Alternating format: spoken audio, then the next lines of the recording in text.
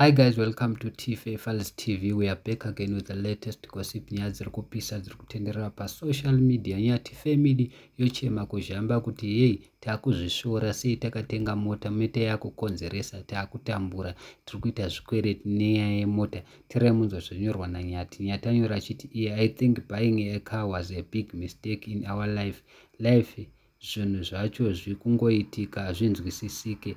A lot of problems has come. Tozvataurwa naDzinyati. Isusu tinoti don't worry, machallenges anowanika muupenyu ndokutodzidza kwacho. Asi kana kuri kuti muri kutinyepera iri content kamusadaro, because these days you will never know. Vanhu vemacontent vawandisa.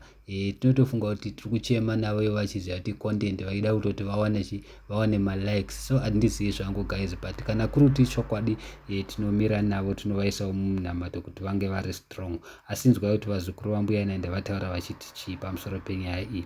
Aripo mumwe munhu auya akati iye zungu muri kuriwanza wakutsvaga kunzwirwa tsitsi futi nesu. Mumwe munhu akati no fame, don't worry much, there is ups and downs that always make you stronger and stronger. We pray for more blessings to come.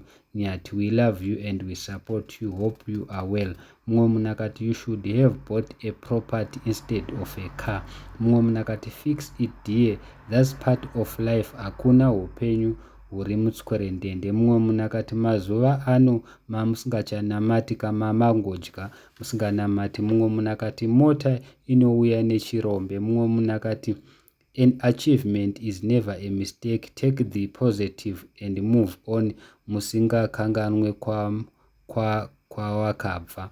Mumwe munhu akati tengesai mutenge imba kuchitungwiza muise maroja.